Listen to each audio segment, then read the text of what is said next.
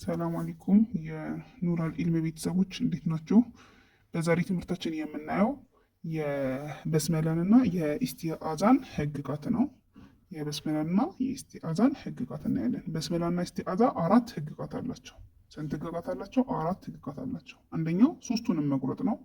ሁለተኛው በስመላን ከሱራው ጋር ማያያዝ ነው። ሶስተኛው ደግሞ ኢስቲአዛን ከበስመላ ጋር ማያያዝ ነው። አራተኛው ደግሞ ሶስቱንም ማያያዝ ነው።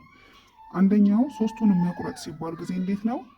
ሶስቱንም መቁረጥ ሲባል እንዴት ነው? አንደኛው ሶስቱንም መቁረጥ ነው አይደል የሚለው? ሶስቱንም መቁረጥ ሲባል እንዴት ነው?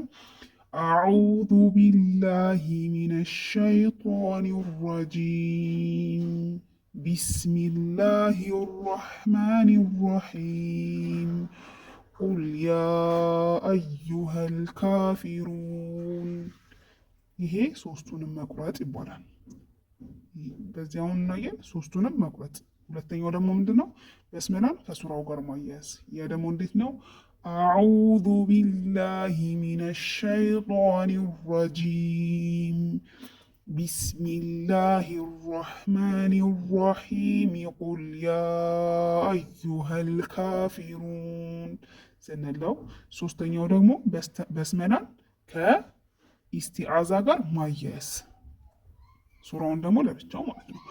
አዑዙ ቢላሂ ሚነሽ ሸይጧኒር ረጂም ቢስሚላሂር ረህማኒር ረሂም ቁል ያ አዩሀል ካፊሩን ስንል ስንት አይነት አቀራር አላቸው?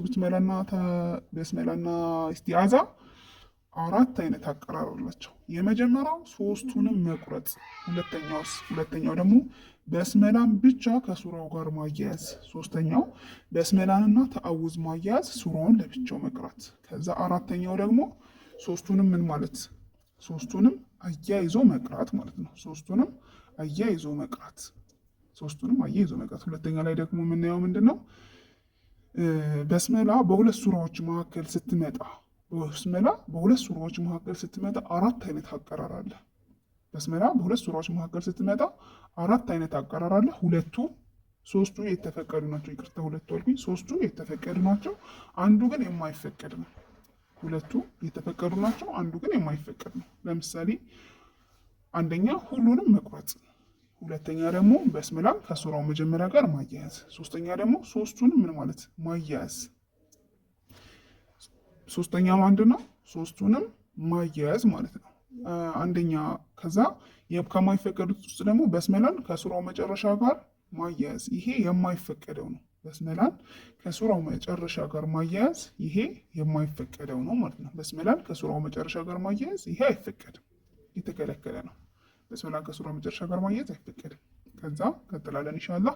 እንዴት ነው የተፈቀዱት? ለምሳሌ ሁለቱን ማያያዝ ሲባል የሱራው መጨረሻ ማን አለ? የሱራው መጨረሻ የሱረቱል ነስር መጨረሻ ወስተግፊርሁ ኢነሁ ካነ ተዋባ ይልና ወደታቸው ወድና የሱረቱል መሰድ መጀመሪያ ደግሞ ስንጀምር ምን ብለን ነው የምንጀምረው? ቢስሚላህ ብለን ነው የምንጀምረው አይደለ?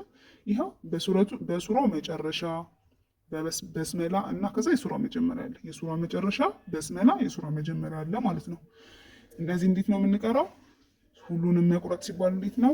ወስተግፊርሁ ኢነሁ ካነ ተዋባ ቢስሚላሂ ረሕማኒ ረሒም ተበት የዳ አቢ ለሀቢን ወተብ ስንል ማለት ነው። ይሄ ሶስቱንም ምናደርግ ቆራረጥ ናቸው። ከዛ በስመላን ደግሞ ከሱራው መጀመሪያ ጋር ማያያዝ። ይሄ ደግሞ ሲሆን እንዴት ነው? ወስተግፊርሁ ኢነሁ ካነ ተዋባ ቢስሚላሂ ረሕማኒ ረሒም ተበት የዳ አቢ ለሀቢ ወተብ። ሶስተኛው ደግሞ ምንድን ያለው? ሶስቱንም ምን ማለት ማያያዝ። ሶስቱንም ማያያዝ ማለት ነው። እንዴት ነው ሶስቱንም የምናያይዘው? ኢንሻአላህ ያው